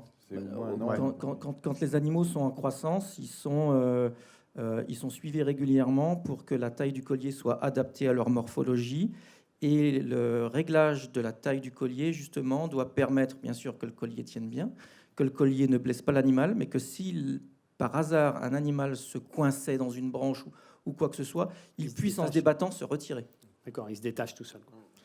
Et à chaque fois, c'est ce que je disais, il y a des points d'arrêt. C'est-à-dire que nous, dans nos procédures, dans les procédures chirurgicales, il y a aussi effectivement des antidouleurs, des systèmes de protection qui sont mis. Et puis c'est pareil, si on constate un défaut chez l'animal, qu'il a un problème, qu'il s'est battu avec un autre, ou qu'il y a quoi que ce soit, ou que le collier l'irrite, eh ben, on enlève le collier et l'animal repart à vivre sa vie. Vous avez déjà réparé un animal, enfin soigné un animal que vous avez déterré comme ça? Alors, il y a des animaux qui ont des signes de... Mais c'est de la nature. Hein. La nature, c'est hostile. Hein. C'est pas... Ah ben, c'est pas les bisounours. Non, c'est absolument un monde terrible, hein, la nature. Mais... Donc, des animaux qui se sont battus, on en a vu. Hein. On voit des animaux qui se sont battus. On voit des animaux qu'on a capturés en hiver, qu'on ne retrouve pas en été, mais on va quand même sur le lieu où on détecte le signal du collier et on s'aperçoit qu'en fait, il a été probablement attaqué par un plus gros ours que lui et il s'est fait tuer, il est mort. Ouais. Et pendant les captures, l'équipe vétérinaire, avant quelques procédures liées à nos recherches, elle fait une inspection de la santé de l'animal. Complet. Les dents, la température, le rythme cardiaque, les battements respiratoires, toutes les constantes possibles mesurables, la qualité des griffes, etc., et prend toutes les mesures si besoin. Bien sûr. Et ça s'arrête dès qu'il y a un critère qui n'est pas respecté, ça s'arrête pour nous. C'est la santé et le bien-être de l'animal d'abord. Y a-t-il une dernière question? Ah, 2 encore, 2, 3. Allez, 3 dernières questions. Et puis moi, j'en aurai une dernière pour Guillemette. Bonjour, du coup, vous parliez de l'éthique. Moi, j'avais une autre question par rapport à ça. Mais donc, vous trouviez le principe actif dans le sérum de l'ours qui donne les propriétés musculaires. Comment on fait pour être sûr que ce soit un modèle qu'on étudie et pas qu'on rende l'ours comme un médicament, entre guillemets, comme le sérum est compatible avec l'humain? Et du coup, même dans le but de la projection plus générale, comment est-ce qu'on du coup s'assure que on reste dans le but d'aider des patients alités ou des astronautes qui reviennent sur Terre et que ce soit pas un dopage musculaire au sens propre ou qu'on n'aille pas sur des histoires de longévité humaine parce que la vieillesse n'est pas forcément une maladie, enfin des choses comme ça. Donc ces critères éthiques, comment ils sont étudiés dans votre étude? Alors, nous, on s'attache, nous, avec notre éthique de scientifique, et puis la science en France et dans nos pays occidentaux, elle est quand même contrôlée par des instituts, par des comités d'éthique. On fait pas ce qu'on veut, on fait pas n'importe quoi, des savants fous. On a eu l'occasion d'en avoir quelques-uns en France, on se serait bien passé. Non, c'est contrôlé, ce genre de choses. Après, on n'est pas à l'abri des dérives de l'espèce humaine. Si un jour on arrive à sortir quelque chose qui permette effectivement d'améliorer la santé humaine, qu'il y ait des gens qui soient intéressés pour faire du dopage avec, oui, on y a déjà pensé. C'est pour toute recherche. Ouais, c'est pour toute Mais recherche. On est-ce que ne sait vous- jamais jusqu'où ça peut aller. Hein. Pour prolonger la question de madame, est-ce qu'on peut imaginer un plasma synthétique, une fois qu'on a identifié les principes actifs, pour faire très simple, de ce phénomène, on va dire, et que ça puisse intéresser, par exemple, la santé humaine? Est-ce qu'on pourrait synthétiser ça de manière artificielle, ou est-ce qu'il faudrait aller faire des élevages d'ours pour pouvoir collecter du plasma par centaines de litres? Alors, fabriquer un plasma synthétique, a priori, je pense que ça va être compliqué parce que ce qu'il y a dans le plasma, c'est ce qu'il y a de plus compliqué à analyser dans un corps quel qu'il soit, dans un organisme quel qu'il soit. C'est des millions et des millions et des millions de molécules. Il y a une équipe aux États-Unis là qui est en train de se lancer justement dans la détermination de la composition du plasma chez des animaux hibernants. Alors, c'est pas chez des ours. Eux, leur objectif, c'est de créer un liquide nutritif pour les organes à transplanter, pour préserver la fonction des organes. Dans ce qui nous intéresse, c'est tous les bienfaits de l'hibernation, tous les bienfaits de la composition du sérum ou du plasma en situation d'hibernation. On n'a pas besoin de créer un plasma complet, donc on n'a pas besoin de recréer des fermes à ours comme ce qui a été fait dans certains pays pour la bile ou des choses comme ça. On pourrait de toute manière pas utiliser un plasma complet parce qu'on déclencherait une réaction immunitaire et donc ça serait plutôt contre-productif. Je pense que les molécules d'intérêt, elles sont extrêmement nombreuses et quand on aura mis au jour suffisamment de ces molécules pour en déterminer un cocktail, là, effectivement, on tombera dans le cas qu'évoquait Étienne et on ne sera pas à l'abri de malhonnêteté pour recréer de manière synthétique un cocktail. On pourrait rester des heures, hein, parce que ça me fait venir plein de questions, notamment sur l'intelligence artificielle. Alors, il y avait une autre question là-bas, et puis celle de monsieur. Enfin. Bonsoir, assez rapidement. Qu'est-ce qui déclenche l'hibernation? Est-ce qu'on connaît les critères? Alors, on imagine, je sais pas, la baisse de température, la nourriture plus rare. Est-ce qu'on pourrait créer une hibernation à la demande artificielle? Et qu'est-ce qui, à l'inverse, arrête l'hibernation? Alors c'est une grande question qu'on a effectivement à chaque fois. On ne sait pas vraiment ce qui déclenche l'hibernation. Bien sûr, il y a des facteurs environnementaux, la baisse de la température, la disponibilité alimentaire qui diminue, etc. Donc ça, bien sûr, c'est des déclencheurs. La photopériode aussi, le rythme jour-nuit qui va changer dans les contrées où on rencontre des hibernants. Donc ça, bien sûr, ce sont des déclencheurs. Mais une fois qu'on a dit ça, on n'a pas tout dit. Parce que tout ça, ça agit sur l'organisme qui détecte ces modifications environnementales. Et puis, il y a toute une cascade d'événements, de réactions chimiques qui se produisent pour atteindre le fameux état léthargique dont on parle. On sait un certain nombre de choses, mais finalement pas tellement. On sait des choses du point de vue du niveau d'activité de certains systèmes nerveux. On connaît un certain nombre de molécules dont l'abondance varie et qui, a priori, sont impliquées dans le déclenchement de cet état et sa réversion au moment de la fin de l'hibernation. Mais on est loin de tout comprendre et de tout savoir. Maintenant, réussir à déclencher une hibernation ou cet état léthargique qu'on appelle torpeur chez des animaux même non hibernants, on arrive à le faire, tout simplement parce qu'on le fait chez des petits animaux, chez qui il suffit de diminuer la température ou de diminuer l'apport calorique. On peut le faire en les plaçant dans un environnement froid, mais on peut le faire aussi chimiquement, en allant inhiber les structures cérébrales, ça on sait le faire, qui contrôlent la production de chaleur de l'organisme. Donc en faisant ça, on arrive à déclencher cet état de torpeur, mais malheureusement, c'est un état qui reste artificiel parce qu'on ne peut pas maintenir très longtemps les animaux dans cet état-là, et si on ne les réveille pas suffisamment vite, on les perd. Donc on n'en est pas encore là. Dernière question. Oui, Comment se fait le renouvellement de l'air dans une tanière qui est recouverte d'1 à 2 mètres de neige par des hivers très rigoureux? Alors Rémi. Alors la neige, c'est particulièrement poreux en fait, hein. Donc ça fait un bon matelas isolant, justement parce qu'il y a de l'air dedans et qui va se réchauffer.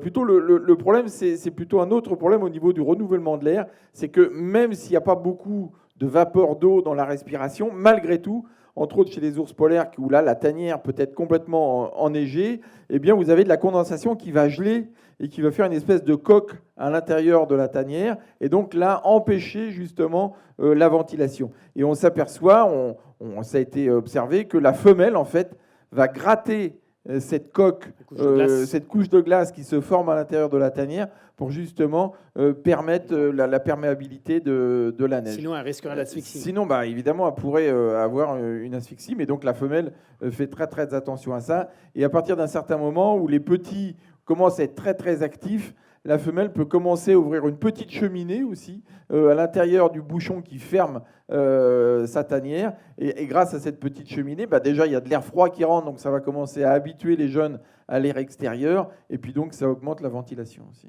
Et quand on rentre dans une tanière, comme moi j'ai pu le faire, qui venait d'être occupée pendant 6 mois, il n'y a absolument aucune odeur dans cette tanière. C'est parfaitement propre pour y faire la sieste. Il n'y a aucune déjection, évidemment, comme on l'a dit, mais il n'y a aucune odeur et c'est parfaitement propre. La femelle a gratté, elle a éventuellement enterré ou aussi peut-être consommé les déjections des petits, parce que les petits vont... Eux, par contre, ils n'hibernent pas, donc il peut y avoir des déjections, mais que la femelle peut manger. Et donc, et tout le fond de la tanière est parfaitement propre, quoi. Alors, la femelle, elle allait de ses petits dans la tanière en hibernant. Bien sûr. Donc elle hiberne plus. Bah si. Alors, la température corporelle de la femelle gestante, elle va rester à 37 pendant les 56 jours de la gestation. Dès qu'elle a mis bas, Boum. elle redescend à 33-34 pendant qu'elle allait. Incroyable. Voilà. On pourrait rester des heures. Hein. Et les petits sont le self-service à ce moment-là. Voilà, c'est ça. Donc, ils vont se brancher pendant les 3 premières semaines à peu près sans vraiment bouger, hein. Quand je dis brancher, c'est vraiment ça, hein, parce qu'ils ont vraiment une source. Chez l'ours polaire, c'est 30 à 40% de matière grasse dans le lait, à peu près 20%, je crois, chez l'ours brun. Donc, c'est vraiment du costaud. Et puis, au bout de 3 semaines, ils vont commencer à ouvrir les yeux, avoir le poil qui va pousser, et ainsi de suite, et à commencer leur croissance, quoi. Puis après, être actifs au sein de la tanière, et donc, ils vont être actifs. La femelle va les allaiter, mais tout ça au sein de la tanière. Ouais. Ils ont la tête vers la sortie, hein, pour nos ours bruns, hein, donc ils sont la tête orientée vers la sortie. La fréquence respiratoire, elle est aussi diminuée. Ils respirent beaucoup moins vite, donc les échanges sont beaucoup moins importants. Donc ça a le temps de passer à travers la couche neigeuse. Ouais. Alors, avant de nous quitter, parce que l'heure tourne, moi j'ai 2 questions. La première, c'est pour vous deux. Est-ce que vous travaillez avec de l'intelligence artificielle pour augmenter les calculs justement sur ces protéines, sur ces sujets de plasma, de composition de molécules particulières, pour vous aider à faire le tri ou pas encore? Est-ce que c'est une piste? Est-ce que c'est un futur outil que vous allez utiliser? Alors, pour l'instant, moi, j'en utilise pas, mais par contre, pour certaines données qu'on produit et qui sont très massives, il y a quelques solutions qui commencent à effectivement exister et qu'on va probablement tester dans très peu de temps, oui. D'accord. Et dernière question pour Guillemette, avant de nous quitter. Vous avez parlé d'une naissance d'un humain sur Mars. Donc on sait que le cœur, dans l'ensemble de notre physiologie, est adapté à notre environnement, la Terre, donc à une gravité de 1. On sait maintenant que si on allait sur une exoplanète où la gravité était simplement de 1,5, on mourrait probablement parce que le cœur ne supporterait pas cette... Quand on fait des hypergravités, le cœur supporte. Mais, quand on centrifuge les gens, le cœur supporte. Ouais, mais combien de temps? Non, il s'habituerait, je pense, petit à petit. Alors pourquoi, du coup, un petit homme... Parce qu'il serait né là-bas. Il serait né là-bas. Et il ne pourrait pas s'habituer, s'adapter. Il n'aurait pas un organisme fait pour s'habituer à un G.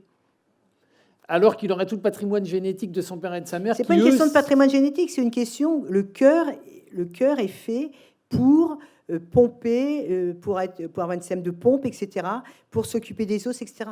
Comme donc, sur dans Mars, un sens, il ne servirait pas de ses os, il ne servirait pas de ses muscles, le cœur serait adapté complètement à un système de 1 tiers ou un sixième de gravité. Donc il ne pourrait pas descendre à 1 G. D'accord. Donc dans un sens, ça fonctionne. Quand on oui, va de... Si vous êtes fabriqué, parce que vous êtes fabriqué sur la Terre. D'accord. OK. Bon, il va falloir qu'on Bah, je revienne. pense. Faire des tables rondes. Écoutez, il va falloir revenir, hein, si vous en êtes d'accord. En tout cas, en attendant de revenir, je vous propose d'applaudir nos 4 invités, de les remercier pour leur présence et leurs questions.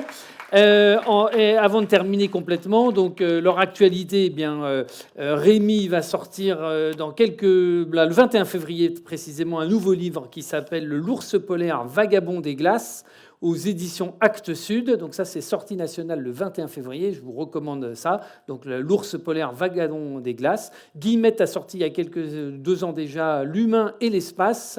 Donc un livre que vous pouvez trouver sans difficulté sur le site internet, sur Amazon notamment, mais sûrement ailleurs Dans encore. les bonnes librairies aussi. Et dans les bonnes librairies, évidemment.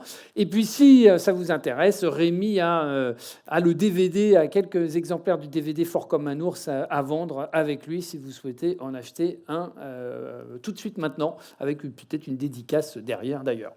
En tout cas, on peut les remercier à nouveau chaleureusement. Merci à tous les 4 d'être venus aujourd'hui nous raconter l'histoire de ces ours forts comme Thomas Pesquet.